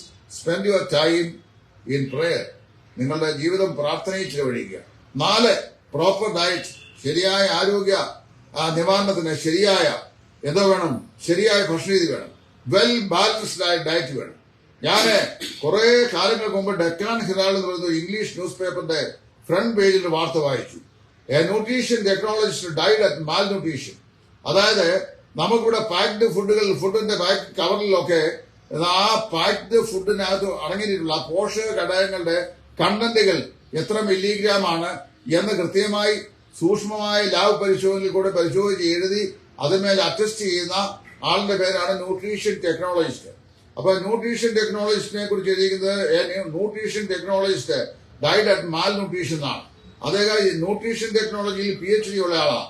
പക്ഷെ അദ്ദേഹത്തിന് ഈ ന്യൂട്രീഷൻസിന്റെ അപര്യാപ്തം പോഷകാംശ കുറവ് അദ്ദേഹം മരിച്ചുപോയി. നമ്മുടെയൊക്കെ സഭകളില് എത്രയോ വിശ്വാസികളാണ് ഈ സ്പിരിച്വൽ ന്യൂട്രീഷൻ ഡെഫിഷ്യൻസി കൊണ്ട് ഓരോ ദിവസം മരിച്ചു പോകുന്നത്. ആത്മീക പോഷകാഹാരത്തിന്റെ ഈ അപര്യാപ്തത കൊണ്ട് ഓരോ വിശ്വാസിയും മരിച്ചുകൊണ്ടിരിക്കുകയാണ്. അപ്പൊ ശരിയായ ഡയറ്റ് വേണം. പത്രോസിന്റെ 1-ാം ലേഖനം 2-ാം അധ്യായത്തിന്റെ 1 മുതൽ 3 വരെയുള്ള വാക്യങ്ങൾ. ആകയാൽ സകല ദുഷ്ടതയും എല്ലാ ചതിവും വ്യാജഭാവവും അസൂയയും എല്ലാ നുണയും നീക്കിക്കളഞ്ഞ് ഇപ്പോൾ ജനിച്ച ശിശുക്കളെ പോലെ രക്ഷയ്ക്കായി വളരുവാൻ വചനമെന്ന മായമില്ലാത്ത പാൽ കുടിപ്പാൻ വാഞ്ചിപ്പി. ഞാൻ സഞ്ചരിച്ചിട്ടുള്ള പല സ്ഥലങ്ങളിലും പല സഭകളിലും ഞാൻ കണ്ടുള്ളത് ന്യൂട്രീഷൻസിന്റെ സ്പിരിച്വൽ ന്യൂട്രീഷൻസിന്റെ ഡെഫിഷ്യൻസിയാണ്. അത് serious nutrition deficiency among believers. വിശ്വാസിയുടെ പോഷകാംശത്തിന്റെ വലിയ കുറവ് എന്തറിയാവോ? പച്ചയായ പുൽപ്പുറങ്ങളിൽ ആടുകളെ നടത്തേണ്ട പല സ്ഥലസഭകളിലും ഉണക്കക്കച്ചി കൊടുക്കുകയും പിന്നെ കാടിവെള്ളം പിണ്ണാക്കിട്ട് കൊടുക്കേണ്ട പല സ്ഥലങ്ങളിലും പച്ചവെള്ളം കോരി കൊടുക്കുകയും ചെയ്തുകൊണ്ടിരിക്കുന്നു. ആസ് എ റിസൾട്ട് എന്തോ സംഭവിക്കുന്നു? വിശ്വാസികൾ they die at malnutrition. പോഷകാംശക്കുറവ് കൊണ്ട് വിശ്വാസികൾ മരിച്ചുകൊണ്ടിരിക്കുന്നു. അതിനെക്കുറിച്ച് ഇങ്ങനെ കഥകൾ പറഞ്ഞുകൊണ്ടിരിക്കുക. നമ്മളിങ്ങനെ എത്തുകൊണ്ടിരിക്കുകയാണ്, നമ്മൾ താണുകൊണ്ടിരിക്കുകയാണ്, പോയിക്കൊണ്ടിരിക്കുകയാണ്. എങ്ങനെ നന്നാവും? ഏതെങ്കിലും ഒരു പ്രാദേശിക സഭയിൽ ഒരു ഞായറാഴ്ച ഒന്നിച്ചു കൂടിയാൽ ശരീരത്തിന് ആവശ്യമാകുന്ന ആത്മാവിന് ആവശ്യമാകുന്ന ആത്മബലം പ്രാപിക്കേണ്ട കടന്നു വന്നിരിക്കുന്നവരുടെ ആത്മീയ ആവശ്യങ്ങളെ അറിഞ്ഞ് അവർക്ക് ആവശ്യമായതിന് ആത്മീയ ദൂത് കൊടുക്കുന്ന എത്ര സഭകളുണ്ട്? കുത്തി പ്രസംഗിക്കാനും സഹോദരനെതിരെ ആയുധം പോകാനും വായ്ത്തലയില്ലാത്ത കോടാളുടെ കൈകൊണ്ട് വെട്ടാനും അല്ലാതെ ദൈവവചനം കൊണ്ട് ആത്മഫലം ഉളവാക്കുന്ന ഏതെങ്കിലും ശുശ്രൂഷ ചെയ്യാൻ കഴിയുന്ന എത്ര എണ്ണം ഉണ്ട് ആത്മീയ ലോകത്ത്? Nutrition, spiritual nutrition deficiency. So believers are dying at malnutrition. വിശ്വാസം എന്ത് ചെയ്യുന്നു? മാൽ ന്യൂട്രീഷൻ കൊണ്ട് മരിക്കുന്നു. അടുത്ത 5-ാമത്തത് സെൽഫ് കോൺഫിഡൻസ്, ആത്മവിശ്വാസം. എല്ലാ മനുഷ്യർക്കും എന്ത് വേണം? ഒരാത്മവിശ്വാസം ഉണ്ടാക്കണം. ദാവീദ് പറയാണ്, വിശ്വാസത്താൽ ഞാൻ എന്ത് ചെയ്യും? ഈ ശത്രുക്കളുടെ നേരെ പാഞ്ഞു ചെല്ലും. വിശ്വാസത്താൽ ഈ പടയുടെ നേരെ ഞാൻ പാഞ്ഞു ചെല്ലും. By faith I shall jump over the wall. വിശ്വാസത്താൽ ഞാൻ മതിൽ ചാടി കിടക്കും. By faith I shall win over the enemies. വിശ്വാസത്താൽ ഞാൻ എന്ത് ചെയ്യും? ശത്രുവിന്റെ മീതെ ജയം പ്രാപിക്കും. എല്ലാ ക്രിസ്തീയ വിശ്വാസികൾക്കും ആവശ്യമായിരിക്കുന്ന അനിഷേധ്യമായിരിക്കുന്ന 5-ാമത്തെ ആത്മീക ഘടകമാണ് സ്പിരിച്വൽ സെൽഫ് കോൺഫിഡൻസ് പറയുന്നത്. ഈ സെൽഫ് കോൺഫിഡൻസ് എന്താണെന്ന് മനസ്സിലാക്കാൻ ഞായറാഴ്ച രാവിലെ വന്ന് 2 മണിക്കൂർ ആരാഴ്ച വീട്ടിൽ പോയാൽ മനസ്സിലാക്കുകയില്ല. പേഴ്സണാലിറ്റി ഡെവലപ്മെന്റിനെ സംബന്ധിച്ച് ധാരാളം പുസ്തകങ്ങൾ കിട്ടും. ഇതൊക്കെ വാങ്ങി വായിക്കണം. പലവരും വാങ്ങി വായിക്കുകയും പഠിക്കുകയും പഠിച്ച ശേഷം പറയുകയും ചെയ്യുമ്പോൾ അവനോട് കുശുമ്പ് കുത്തി എനിക്കിങ്ങനെ കഴിയാത്തതുകൊണ്ട് ഇവനെ ഒതുക്കിക്കളയാം എന്നുള്ള ദുഷ്ടചിന്തയുമായി നടക്കുകയല്ല ചെയ്യേണ്ടത്. ഈ അതിലെ നടക്കുന്ന സമയം എന്ത് ചെയ്യണം? വല്ല പുസ്തകമൊക്കെ വാങ്ങണം, മനസ്സിരുത്തി വായിക്കണം, പഠിക്കണം, പഠിക്കുന്ന കാര്യങ്ങളെ കൺസീവ് ചെയ്യണം. എന്നിട്ട് അത് പ്രയോജനകരമായതൊന്നും മറച്ചു വെക്കാതെ മറ്റുള്ളവർക്ക് അത് വിളമ്പണം. അങ്ങനെ ചെയ്യേണ്ടത് സെൽഫ് കോൺഫിഡൻസ്, ആത്മവിശ്വാസം എന്ന് പറയും. ദാവീദ് പറയാണ്, I shall by faith I shall go to my enemies. വിശ്വാസത്താൽ ഞാൻ ഈ പടയുടെ നേരെ പുറപ്പെട്ടു ചെല്ലും. ദാറ്റ് ഈസ് സെൽഫ് കോൺഫിഡൻസ്, ആത്മവിശ്വാസം എന്ന് പറഞ്ഞാൽ ഇവനെ ഞാൻ വിടുകയെന്നാണ്. 2, by faith I shall jump over the wall. വിശ്വാസത്താൽ ഞാൻ മതിൽ ചാടിക്കിടക്കും. 3, by faith I shall win over my enemies. വിശ്വാസത്താൽ ഞാൻ ശത്രുവിന് നേരെ ജയം പ്രാപിക്കും. നമ്മുടെ ജീവിതത്തിൽ നമ്മുടെ മനസ്സിനോട്, അന്തരാത്മാവോട്, കോൺഷ്യസ് മൈൻഡ് കമാൻഡ് ചെയ്യുക. സബ് കോൺഷ്യസ് മൈൻഡിനോട് എന്താ എനിക്ക് കിട്ടും? തങ്കുവിന്റെ ഒക്കെ യോഗത്തില് ഈ പൈസ ഇല്ലാത്തവർക്ക് പൈസ ഉണ്ടാക്കി കൊടുക്കുന്ന ചില മിമിക്സുകൾ നിങ്ങൾ കണ്ടിട്ടുണ്ടാവും. ആ മിമിക്സ് എന്ന് പറഞ്ഞു കഴിഞ്ഞാൽ അത് the power of your subconscious mind. Subconscious mind എന്ന് പറയുന്ന മനോഹരമായ ഒരു ഇംഗ്ലീഷ് പുസ്തകം 48 വർഷക്കാലം ഇംഗ്ലണ്ടിലെ പ്രശസ്തമായ ഹോസ്പിറ്റലിലെ സൈക്യാട്രിക് ഡിപ്പാർട്ട്മെന്റ് തലവനായിരുന്ന ഡോക്ടർ എഴുതിയിട്ടുണ്ട്. ആ ഡോക്ടർ എഴുതിയ പുസ്തകത്തിന്റെ പേരാണ് the power of your subconscious mind.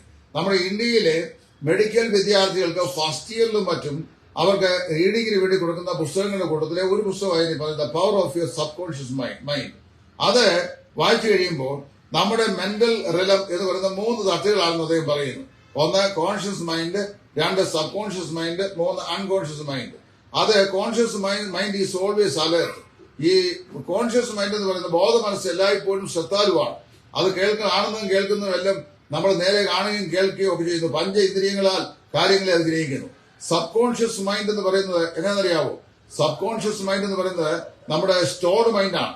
അതായത് ഈ സബ് കോൺഷ്യസ് മൈൻഡ് നമ്മുടെ കോൺഷ്യസ് മൈൻഡിൽ വഴി നാം എന്തെല്ലാം കാര്യങ്ങൾ സ്വീകരിക്കുന്നോ ആ കാര്യങ്ങൾ അതുപോലെ തന്നെയാണ് ഈ സബ് കോൺഷ്യസ് മൈൻഡിൽ ഫീഡ് ചെയ്യുന്നത്. എങ്ങനെയെന്ന് ചോദിച്ചു കഴിഞ്ഞാൽ, ഇപ്പോഴത്തെ ക്യാമറ അല്ല, പഴയ ഫിലിമുള്ള ക്യാമറ. ആ ക്യാമറയ്ക്ക് മനോഹരമായ ഒരു പവർഫുൾ ലെൻസ് ഉണ്ട്. ആ ലെൻസിന്റെ ജോലി എന്ന് പറഞ്ഞാൽ ഔട്ട്സൈഡ് പിക്ചേഴ്സിനെ എന്ത് ചെയ്യുക, സിഗ്നലുകളാക്കി അകത്ത് ഫീഡ് ചെയ്യിക്കുന്ന ഈ ഫിലിമിലേക്ക് പകർത്തി കൊടുക്കുക എന്നുള്ളതാണ്. ഈ ലെൻസിന്റെ വാതിൽ കൂടെ എന്തെല്ലാം കാര്യങ്ങൾ അകത്തേക്ക് വരുമോ അതെല്ലാം ഈ ഫിലിം അത് സ്റ്റോർ ചെയ്ത് വെക്കും. അതുപോലെയാണ് കോൺഷ്യസ് മൈൻഡിൽ എന്തെല്ലാം കാര്യങ്ങൾ നമ്മൾ ചിന്തിക്കുന്നോ അതെല്ലാം സബ് കോൺഷ്യസ് മൈൻഡ് അതുപോലെ തന്നെ സ്റ്റോർ അപ്പ് ചെയ്യും. അതാണ് സബ് കോൺഷ്യസ് മൈൻഡിന്റെ ജോലി. അപ്പം സബ് കോൺഷ്യസ് മൈൻഡ് തനതായ ഒരു പ്രവൃത്തിയില്ല. കോൺഷ്യസ് മൈൻഡ് എന്തങ്ങോട്ട് പാസ്വേഡ് ചെയ്യുന്നു അതെല്ലാം അതുപോലെ തന്നെ സ്റ്റോർ ചെയ്യുക, ആവശ്യം വരുമ്പോൾ റീകാസ്റ്റ് ചെയ്യുക. ഇതാണ് ഈ സബ് കോൺഷ്യസ് മൈൻഡ് ജോലി. അപ്പൊ ഞാനിത് പറയുന്നത് ഞാൻ സൈക്കോളജി വരെ പഠിച്ചത് അതുകൊണ്ടാണ്. ഇനി അടുത്തത് unconscious mind. It is like the Atlantic Ocean എന്നാ പറയുന്നത്. അറ്റ്ലാന്റിക് ഓഷനെ പോലെ അഗാധമായ അൺകോൺഷ്യസ് മൈൻഡ്. അതിനെക്കുറിച്ച് പഠനങ്ങൾ ഇപ്പം നടന്നുകൊണ്ടിരിക്കുന്നേ ഉള്ളൂ. അപ്പൊ ഇവിടെ നമ്മുടെ സബ് കോൺഷ്യസ് മൈൻഡിനോട് കോൺഷ്യസ് മൈൻഡോട് കമാൻഡ് ചെയ്യുക. ഐ ക്യാൻ ബിക്കം റിച്ച്, എനിക്ക് ധനവാനായി തീരാൻ സാധിക്കും. ഐ ക്യാൻ ഗെറ്റ് ഹീൽഡ്, എനിക്ക് രോഗസൗഖ്യം ലഭിക്കും. I can climb over this wall, എനിക്ക് ഈ മതിൽ ചാടിക്കിടക്കാൻ സാധിക്കും. And I can subdue my enemies, എനിക്ക് എന്റെ ശത്രുക്കളെ കീഴ്പ്പെടുത്താൻ സാധിക്കും. And I can present this message, എനിക്ക് ഈ മെസ്സേജ് പറയാനായിട്ട് സാധിക്കും എന്ന് എന്ത് ചെയ്യുക, conscious mind subconscious mind command ചെയ്യുക. Whatever you commanded to your subconscious mind is return. അപ്പൊ സബ് കോൺഷ്യസ് മൈൻഡ് നിങ്ങളെ എന്ത് ചെയ്യും, ദരിദ്രനായി നിങ്ങളെ റീച്ച് ആകും. എങ്ങനെ അറിയാവോ? നിങ്ങളുടെ സബ് കോൺഷ്യസ് മൈൻഡ് നിങ്ങൾ പറഞ്ഞു എനിക്ക് റിച്ച് ആകണം. അപ്പൊ സബ് കോൺഷ്യസ് മൈൻഡ് അതിനുള്ള എല്ലാ ഉത്സാഹവും നിങ്ങൾ തരാനായിട്ട് സാധിക്കും. അതുകൊണ്ടാണ് ബി പോസിറ്റീവ് എന്നെപ്പോഴും പറയുന്നത്. 6ാമത്തെ ഘടകം സ്ട്രോങ് ഡിറ്റർമിനേഷൻ, അതായത് വളരെ ശക്തമായ തീരുമാനശക്തി, ഉറച്ച തീരുമാനശക്തി. 6 കാര്യങ്ങൾ ഞാൻ പറഞ്ഞു നമ്മുടെ ആത്മീയ ജീവിതത്തിന് ആവശ്യമായി. 1 സൺലൈറ്റ്, അതായത് സൂര്യപ്രകാശം പ്രപഞ്ചത്തിന്റെ ജീവനെ നിലനിർത്തുന്ന പോലെ നീതിസൂര്യന്റെ പ്രകാശം നമ്മുടെ ആത്മീയ ജീവനെ നിലനിർത്തുന്നു. 2 പ്രോപ്പർ റെസ്റ്റ്, ശരിയായ വിശ്രാമം. Resting on the promises of God that there are over 3,000 promises altogether in the Bible, out of which we have 366 personal promises. At least one can claim 1 promise in a day. 3 exercise. എന്താണ്?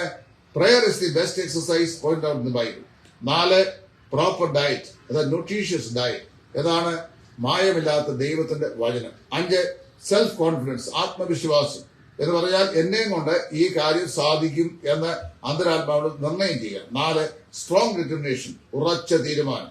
ഞാൻ ഒട്ടും പിന്മാറുകയില്ല, വിശ്വാസ ചുവടുകൾ മുൻപോട്ട്.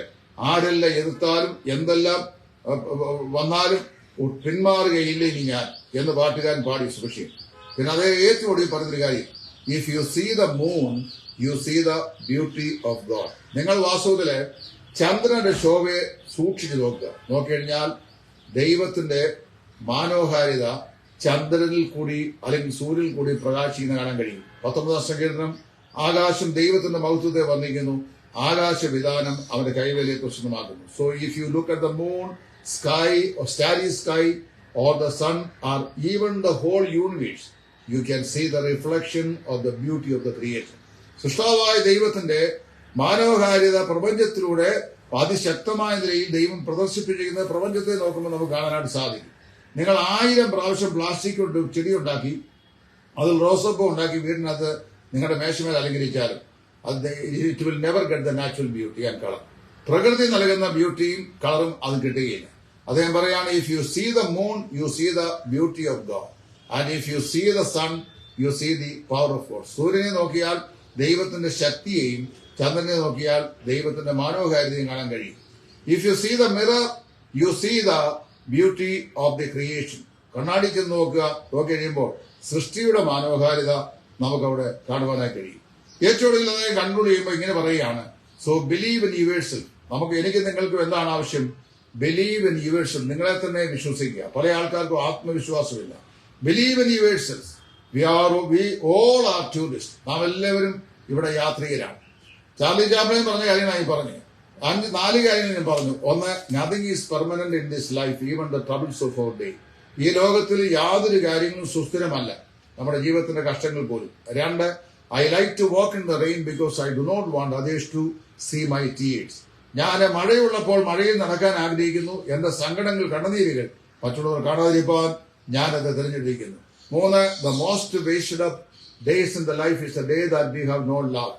ഒരിക്കൽ പോലും ചിരിക്കാൻ കഴിയാത്ത ദിവസം ഉണ്ടായെങ്കിൽ അതാണ് ജീവിതത്തിലെ ഏറ്റവും അധികം നഷ്ടപ്പെട്ടു പോയ ദിവസം. അതുകൊണ്ട് rejoice in the Lord always and again I say you rejoice. പിന്നെ പറഞ്ഞ അദ്ദേഹം പറഞ്ഞത്, one good friend is equal to a medicine and a group of good friends are equal to one full medical store. മനസ്സിലായോ? ഒരു നല്ല സ്നേഹിതൻ ഒരു മരുന്നിന് തുല്യമാണ്.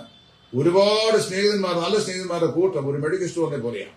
ഏറ്റവും കൂടുതൽ പറഞ്ഞു, if you see the moon you see the beauty of God. If you see the sun, you see the power of God. And if you see the mirror, you see the beauty of the creation. അദ്ദേഹം പറയുന്നു, so therefore you believe in yourself. നിങ്ങളെ തന്നെ എന്ത് ചെയ്യുക? നിങ്ങൾ വിശ്വസിക്കുക. We all are tourists. നാം എല്ലാവരും യാത്രികരാണ്. God is our great travel agent. God is our travel agent. നമ്മുടെ travel agent. we all are tourists and God is our travel agent. നാം എല്ലാവരും യാത്രികരാണ്. നമ്മുടെ ട്രാവൽ ഏജന്റ് ആരാണ്? കർത്താവായ യേശു ക്രിസ്തു. അവനെ കുറിച്ചായ എബ്രായർ 13:8 പറഞ്ഞ യേശു ക്രിസ്തു ഇന്നലെയും ഇന്നും എന്നേക്കും അനന്യൻ തന്നെ. Jesus Christ the same yesterday today and forever. പിന്നെ പറയാണ് നമുക്കെന്നുണ്ട്, he has already fixed our destination. നമ്മുടെ ഡെസ്റ്റിനേഷൻ എവിടെയാണ് എത്തിച്ചേരേണ്ടത് എന്നുള്ള ഡെസ്റ്റിനേഷൻ നമ്മുടെ ട്രാവൽ ഏജന്റായ കർത്താവായ യേശു ഓൾറെഡി തീരുമാനിച്ചിട്ടുണ്ട്. മനസ്സിലായോ? And he has reserved of ticket on our behalf. നമുക്ക് വേണ്ടി നമ്മൾ ടിക്കറ്റും ചെയ്തിട്ടുണ്ട്, റിസർവ് ചെയ്തിട്ടുണ്ട്. So trust in him. അവയെ എന്ത് ചെയ്യുക? മാറ്റമില്ലാത്ത കർത്താവായ യേശു ക്രിസ്തുവിൽ ആശ്രയിക്കുക. We all are tourists and he is our travel agent. He has already reserved our ticket to our destination. So you trust him and enjoy the trip. That is Christian life. അയാൾ ദൈവത്തിൽ ആശ്രയിച്ച് എന്ത് ചെയ്യുക? നമ്മുടെ ജീവിതയാത്രയിൽ നമ്മൾ സന്തോഷിച്ച് ഉല്ലസിച്ച് മുൻപോട്ട് യാത്ര ചെയ്യുക. അതാണ് ക്രിസ്ത്യ ജീവിതത്തിന് ആവശ്യം. കാരണം നമുക്ക് മാറ്റമില്ലാത്ത ഒരു സ്നേഹിതൻ, മാറ്റമില്ലാത്ത ഒരു വാഗ്ദത്തം, മാറ്റമില്ലാത്ത ഒരു കർത്താവ് ഉണ്ട്.